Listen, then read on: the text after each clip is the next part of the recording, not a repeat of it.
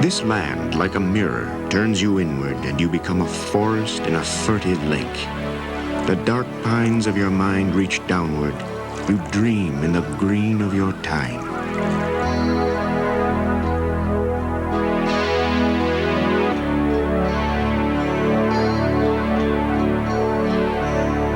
Two hours from Saskatoon, fingernail of moon in the eastern sky. The pastel gray clouds at dawn blow over the pinkening horizon. Train gathering speed all the while. The berth shakes back and forth over the prairie.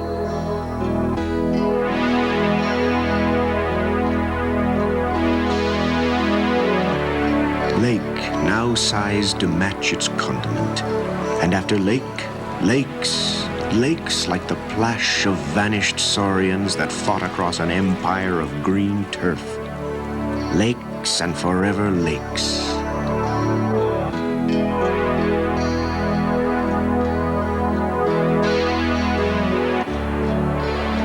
Not soft the soil where we took root together. It grew not giants, but the stunted strong, toughened by suns and bleak wintry weather, to grow up slow and to endure for long.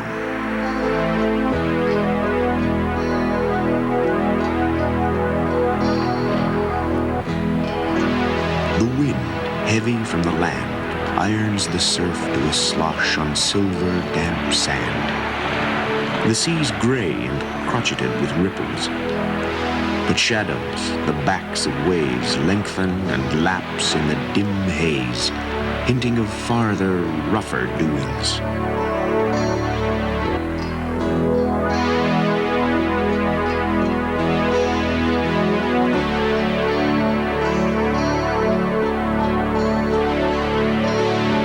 Canadian writers.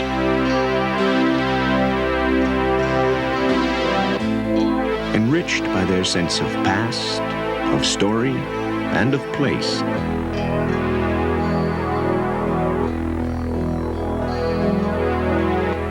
Each colors in a space on a multifaceted mosaic we call the literature of Canada.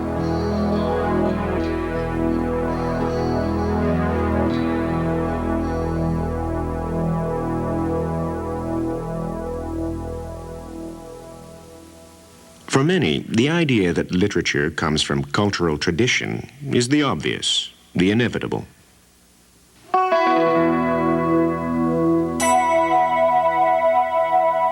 Poet Fred Cogswell. I am a traditionalist, really, and the reason I am is because I realize that everything which we have in the present, we, in a cultural way, we owe to the past.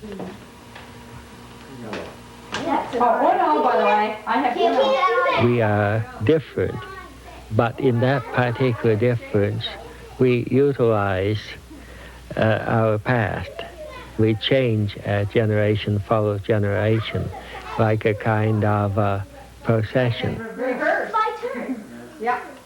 If you walk off the procession, forget everything that has been done before you, and forget history, culture, and all that sort of thing, you are reducing yourself to the same position as the other animals who do not have the gift of literacy, like the great apes, and you have to start from scratch all over again. Newfoundland poet Tom Daw has always been fascinated with the way the past intrudes upon the present.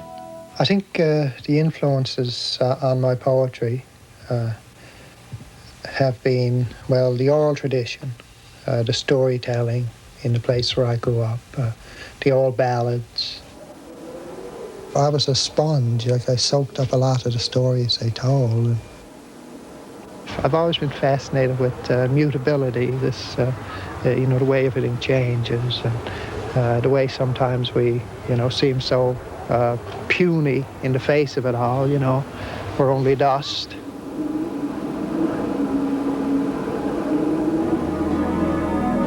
It's not always the storytelling of one's own culture which inspires a writer.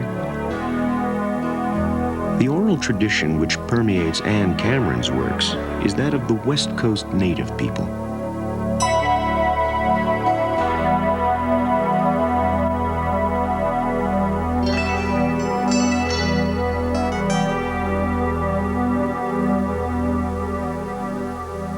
People are always telling me that the oral tradition is dead. They also tell me that the Indian culture is dead. They keep telling me that all these things are dead, and I keep seeing these things in evidence all over, everywhere. Like Anne Cameron, Acadian author Antonine Maillet is also concerned with the memory of a people. Acadia is not a nation. It's not a country. We don't have, officially, we cannot speak of voting for Acadia. No. It's just a memory, a history, a living people. Now, the Acadian people have built a culture, a wisdom, a mentality, a way of looking at life, a way of laughing, a way of dreaming, a way of hoping. That's a culture. Well, to me, it's important to revive it, to give it to the world. Storytelling, the old tradition, the memory of a people, all are influences from the past. But the past also provides a continuing written tradition. Poet Al Purdy. I don't think Canadian writing started until about the 20s and 30s with A.M. Klein, with E.J. Pratt, and so on. But no, nevertheless, we do. There was always a lot of early writers. I don't like, for instance, any of them to speak. I don't like Bliss Carman. I don't like, even though I started liking them when I was a particular age, or Roberts and Lampman. You can have them. But I like an unknown called Ernest Lanigan, who wrote The Ahkoond of Swat. Let us bury the great Ahkoond with the noise of mourning and lamentation. The great Ahkoond is dead. And so it's a parody of the Ode to the Death of the Duke of Wellington. Things like that. Last night in a land of triangles, I lay in a cubicle where a girl in pajamas and bangles slept with her hands in my hair. Stuff like that. I think it's good. But the conventional people, I like Duncan Campbell Scott. But of course the answer is sure, we owe them. I don't think there are any great people back there, but they're ours, and we're stuck.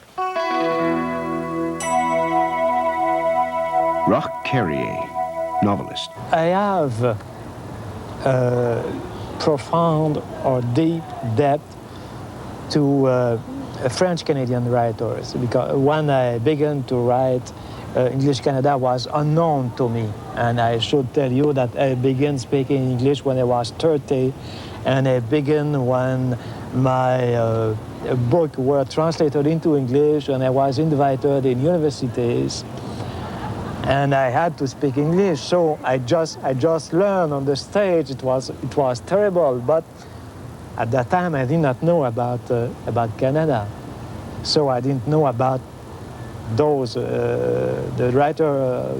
old writers in English Canada. But in French Canada, I have a great depth, I would say, to writers like Louis Fréchette, like Beaugrand, like Nelligan, who is one of our great poets. And to me, it was a great discovery to learn that you could be a poet, and after that a writer, and not be living in France. Because to me, before that, the great writers were living in Paris, France, and they were dead. And I was discovering it was possible to be a living writer living in Montreal or in Beauce or in New Brunswick. So it was a great discovery to me.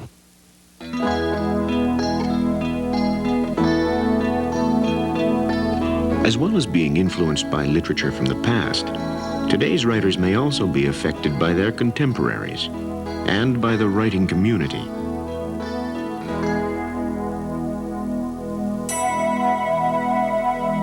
Patrick Lane, poet. When I was a young writer, I couldn't wait to get down to the cities and join the literary communities that existed there. And for a long time, I worked hard and supported a family. And there was a great sort of ferment of writers going on. And they all kept wanting me to be a certain kind of writer. It was almost like I had to put on a kind of a costume. You know, either grow my hair long or wear old clothes or don't wear old clothes or be a part of the university life. Like the literary world connects itself in many bizarre places, and none of them were the places that I'd come from. I mean, my world was the mountain country and the back country and in a sense small town country, and eventually I left that world simply because I didn't fit, and the pressure was for me to change my writing to conform to what they thought writing was. Poet George Bowering. I feel as if I belong to a tradition, not the whole tradition, and certainly not what some people in Eastern Canada call the Canadian tradition. I feel as if I am doing a big project or something like that that's been going on for hundreds of years. And the poets that have delighted me are the poets that I feel that responsibility to in terms of what they think the relationship between language and a human being in the world is. The relationship between language and a human being in the world. In other words, the use of story to describe and investigate the human condition from the Canadian perspective. Milton Acorn, the people's poet. I think of myself as of the bardic tradition. A bard is very concerned with the music and language. A bard is concerned with the working people.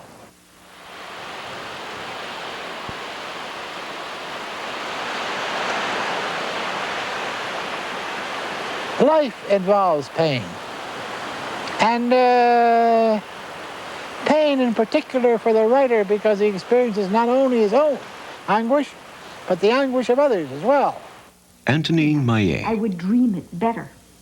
I remember going to sleep at night, not wanting to sleep, wanting to dream of a better life.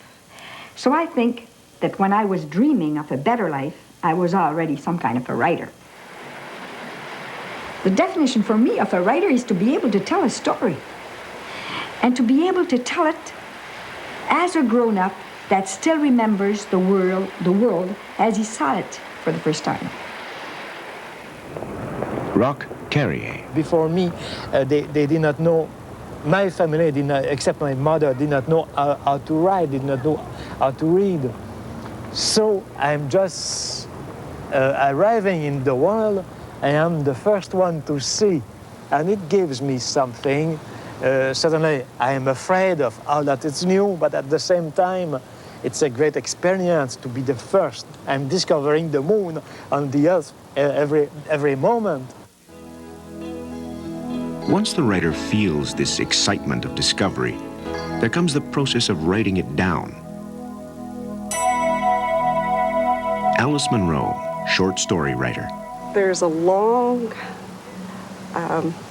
time between the conception and starting to write something. And the difficulty about this is that you can't really control it. And all our training is to learn to control things. We go to school and we learn how to study and we learn how to apply ourselves so that we can write essays and so on. None of this is any good at all to writing fiction. Novelist Jack Hodgins. The narrative itself is what fascinates me. Watching people behave with other people. And the writing of prose has always seemed, for me, a more natural way of approaching it, as opposed to poetry or playwriting.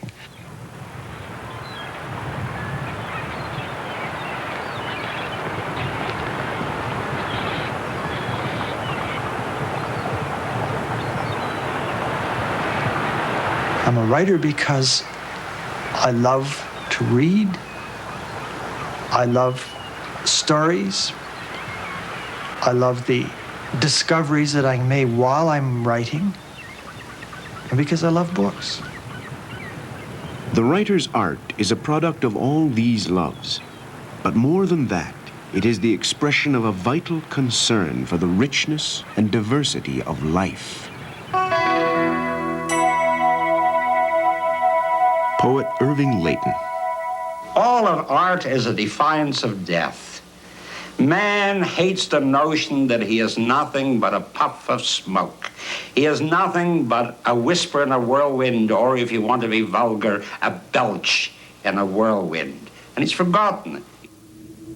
He's an autumn leaf, or he's a summer leaf ripening to beauty and color, and then the wind comes and blows him away. And he can't accept that. He hates the notion that he, with his marvelous ego, his brain, his consciousness, and his conscience, nevertheless is marked out even as a lowly worm for death, and he cannot accept it.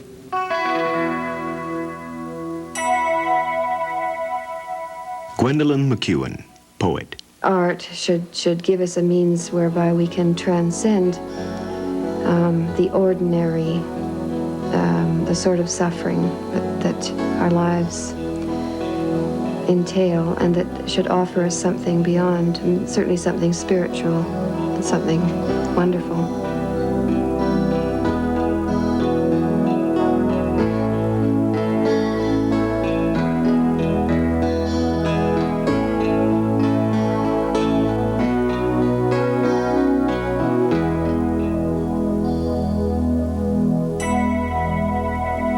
Playwright and novelist Michel Tremblay. I would like to write something and being able to tell to myself when I die that everything I wrote in my life is connected. I want to produce some kind of a mosaic in which each work is a different color of the same painting. And everything I write, everything, more the novels than the plays probably, are like impressionists, painters. Every book is a color. And as I grow old and as people read me or come and see my plays, they some kind of realize the puzzle that I have in my head, and the puzzle and the pieces of the puzzle that each work represent. Canadian literature is also a puzzle, on a larger scale. A mosaic made up of the sense of place written down in the works of Canadian writers.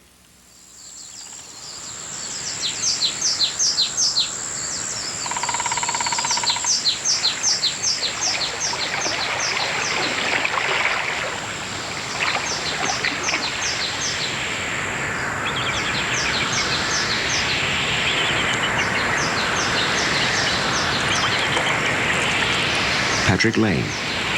Living in Western Canada, you just have to look around you and see this kind of landscape in the mountains in the interior of BC, and landscape becomes a kind of a pervasive part of a writer's world. You dig into your landscape just like you dig into your life. In other words, you can't separate a man from the land he lives on. It's really as simple as that. So that the land itself is the frame for your writing. So that the poems you write are created through the hills, the trees, the valleys, etc. It doesn't make you narrowly regional. It just means that you build your world out of the world you live in, as poets in England did or poets in Europe did. Short story writer Alistair MacLeod.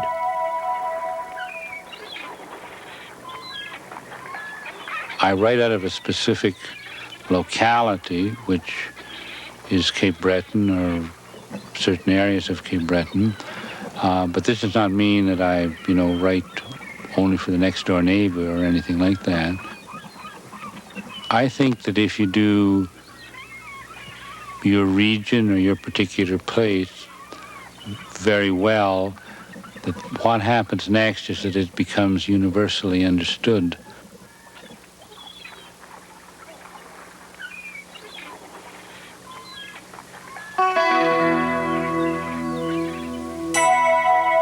Robert Crouch, poet and novelist. Alberta is a kingdom, in a sense, within the country. It has a very special flavor of its own. And I suppose people are not wrong when they say I'm an Albertan writer. At the same time, I think of myself very passionately as a Canadian writer, because it's only by being local, it's only by capturing this valley that we speak to the whole country. I think that's the paradox, that by capturing the particular exactly, we make a universal statement. I think art always happens on borders, on peripheries. It's just like those sloughs. If you notice, all the birds are working the edges of a slough. And it's the same with art. Art happens on edges. And I think Alberta is a beautiful a land of edges.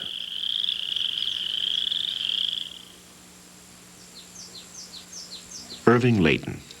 Canada is a strange country. It's primitive. It's got forests. It's got wilderness. It's got lakes and streams and rivers and tremendous silences.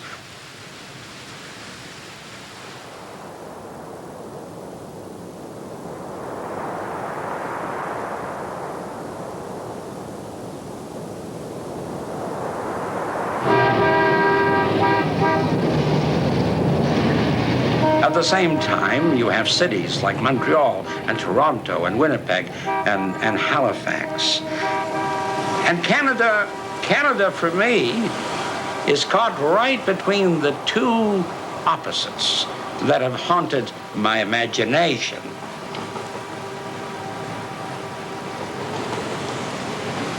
Living in Montreal was a lucky thing for me. I don't think I could have developed into the poet that I did become if I lived, say, in New York or Chicago, or for that matter, London, England. It had to be here in Montreal.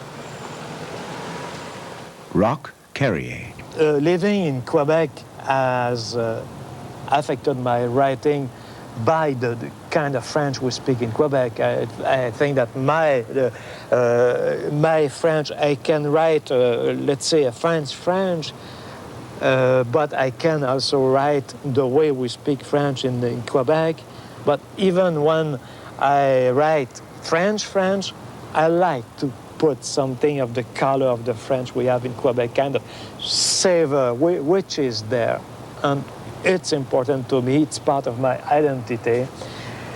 And it affected my writing because the experience of being a child, and after that a man living in Quebec, gave me a very special point of view, and it's the point of view of a minority living and watching the world from the point of view of a minority. It's a kind of very fresh point of view.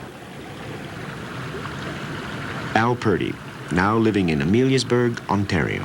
We moved here from Montreal years and years ago, of course, when I was writing plays for CBC and had to write a dozen to get one accepted, and my wife was very displeased with this ratio of acceptance, and she decided if I could get away without working, she couldn't quit her job. We came here, and we were prisoners in a grassy ghetto. We had no money, but I am not necessarily a country person. I hate, for instance, beautiful trees. But nevertheless, it did affect the way I wrote a great deal. I was forced into examining things a little bit more closely than I had before.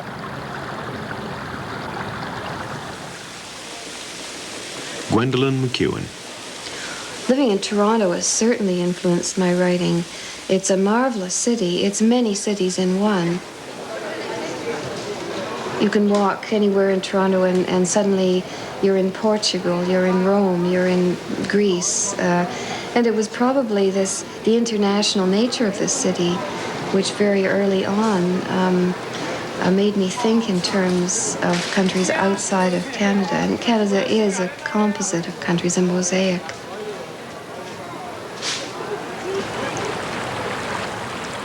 Water is history, and the end of the world is water also. I have tasted water from London to Mironshaw. In France, it tasted of crusaders' breastplates, swords, and tunnels of rings on ladies' fingers. In the springs of Lebanon, water had no color, and was therefore all colors. Outside of Damascus, it disguised itself as snow and let it be chopped and spooned onto the stunned red grapes of summer. I've written a lot and traveled a lot in so-called exotic countries. I think that in itself might be a very Canadian thing to do. Only then to return to the vastness and the great silence of this country as another kind of exotic environment, as another mystery. Irving Layton. To be aware, on the one hand, of this vibrant, vital civilization that, in defiance of this nothingness, says we are going to build theaters, and we're going to build railroads, and we're going to conquer territory. And to hear the mocking whisper, no, more than a whisper, the mocking laugh of that silence and of the snowflakes whirling over that white, bleak desolation. No poet of my temperament could have wanted for anything more lucky. I have been a very, very lucky man. Silence, desolation, vastness, beauty and vibrant life, all expressed and reflected in the works of Canadian writers, each of them molded by their own special, personal sense of the past, of story, and of place.